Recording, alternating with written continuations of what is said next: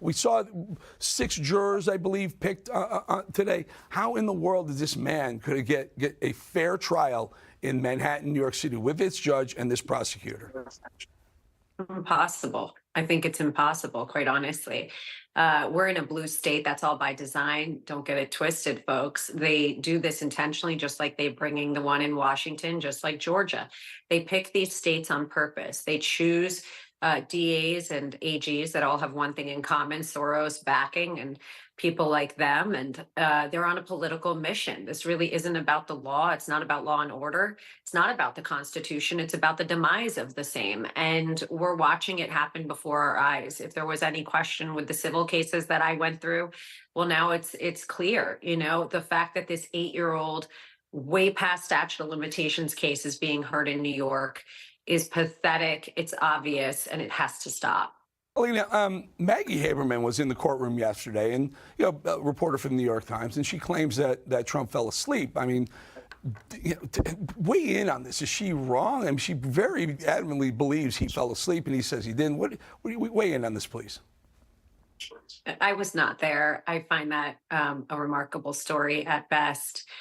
President Trump, he reads a lot. I don't know what he was doing. I wasn't there. There are no cameras. I wish there were, but he's been sitting there as he's forced to, at the threat of going to jail if he's not sitting there for what I assume would be a very mundane day. They are going through jury selection. There were a tremendous amount of motions being heard yesterday. But no, look, I wasn't there, so I can't comment on that. I find that to be a ridiculous thought, though. You know Michael Cohen yourself? Do you know him personally? Yes, I do. I do too. I've known him a long time. He wanted to be part of the Trump administration. When he wasn't, he felt jilted, and that's when he turned on Trump. My point, here's my question. For him to go out and have these comments over the weekend on news shows with Stephanopoulos and CNN and others, or wherever he goes to, trashing Trump, I mean, really being degrading to the defendant. Alina, how is he not censored? And this judge is going to make a decision whether or not Trump should be fined for what he said, and all he's trying to do is point out the inequity of this trial.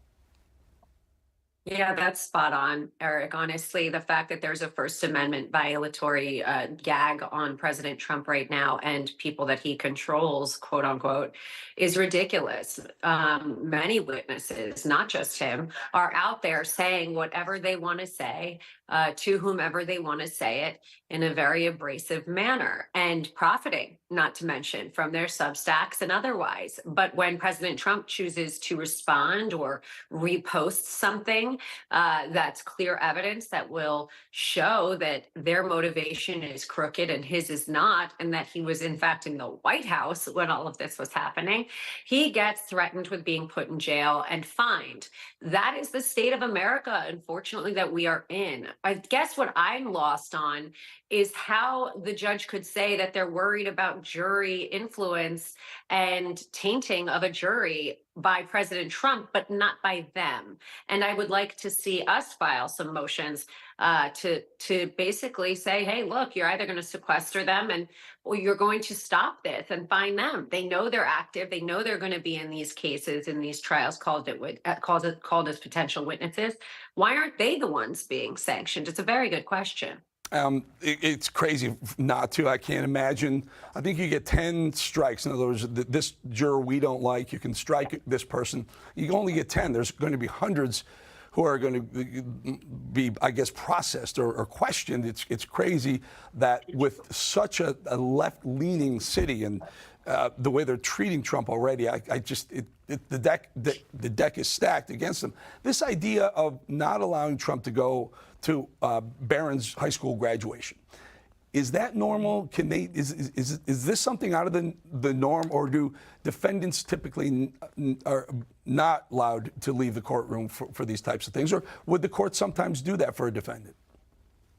Of course they would do that. There are times that there are high holidays, holidays that people observe, that you build out a schedule, you give the jurors days off, you let somebody go for a wedding, a holiday. Jurors are actually not going to sit because one juror yesterday said he had a wedding in June and they were concerned that this would run into that. These are the types of things that a normal judge would process, consider, and be a human being, frankly, about it. You're not just an attorney, you're not just a judge. You're a human being, and there was no murder here. There was nothing. There was somebody in the accounting department at the Trump organization while the president was sitting in the Oval Office that booked a legal issue as a legal issue in the accounting records. And now they're making a misdemeanor a felony. What is the rush? The only rush that we have is November 5th, 2024. And this is the only trial that'll probably go forward. And this judge knows that. So he's being completely unaccommodating. He is being brash and frankly inconsiderate, not just to the president, but to the jurors that are, observing Passover or Sabbath on Friday and things of that nature. He said he would have some accommodation, but he's not thinking about the lawyers. It's a full court press, and I think it's inconsiderate. I think it shows an agenda. I think that he's giving a lot of reasons for jurors not to want to serve on this panel. He's also giving you a lot of reasons, the Trump team, for appeal, is what he's actually doing. Yeah. Take a listen to Sunny Hostin over on The View. A couple of comments. Just listen to this soundbite. There's two things I want to unpack afterwards. Go ahead. This is a legal nerd's Super Bowl, right? Like, I'm kind of excited about the fact. That's the part I need to. But that's exciting to someone like me because, the 50 people said, I can't even be impartial, which I admire them for their forthrightness and their honesty, because you have to be honest when you're a juror. But I still believe that they will be able to find an impartial jury. They are never going to find someone that doesn't know about the former twice impeached loser president. Yeah. Ooh. Your thoughts? I think that it's going to be really hard. I think that finding an impartial jury will be incredibly difficult. I think that until you've sat in court and represented a former president, whomever that president may be, not just President Trump, to say that politics, especially the divisiveness that our country has right now, would not play a part in it is just naive. There's no possible way in the state of New York to completely have a clean jury. It's just not possible. And on top of that, you have a judge who is clearly biased, who's regulating and determining what evidence this jury says. So lawyers can be lawyers, but if we're not allowed to introduce evidence, and I've had this happen in my prior cases, then we can't make them see things. Right. Yeah. So he has a way of swaying them. And that's an element that people aren't talking about. What I wanted to do is I wanted to play that because she called Trump a loser president. She called it her Super Bowl, watching him being raked through the coals on these lawfare trials. You know what I'd love to see, Alina? That was Sunny Hostin, and right next to it was Alyssa Farah, who used to work for Trump, who now has somehow become Trump deranged right now. I would love to see Alina Habba on that fifth seat on The View and just have someone fight for MAGA and fight for Trump instead of five voices that are completely deranged leftist lunatics. Love to see it, Alina on The View. Let's make it happen, folks. What do you say? I've said that, Eric. They like to talk about me, but they're afraid to face me. And that's usually the way they go.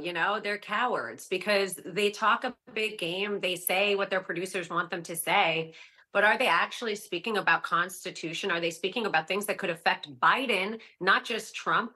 And I wonder if they've ever been actually challenged. Instead, Whoopi Goldberg gets louder and louder and tries to deflect. And it's very clear to anybody with a brain. But if you want to sit down and have a hard conversation, I'm welcome to be invited on. I'd be happy to show up. Love to see it. Alina Habba, thank you for your time. Thank you for joining us. Thank you, Eric.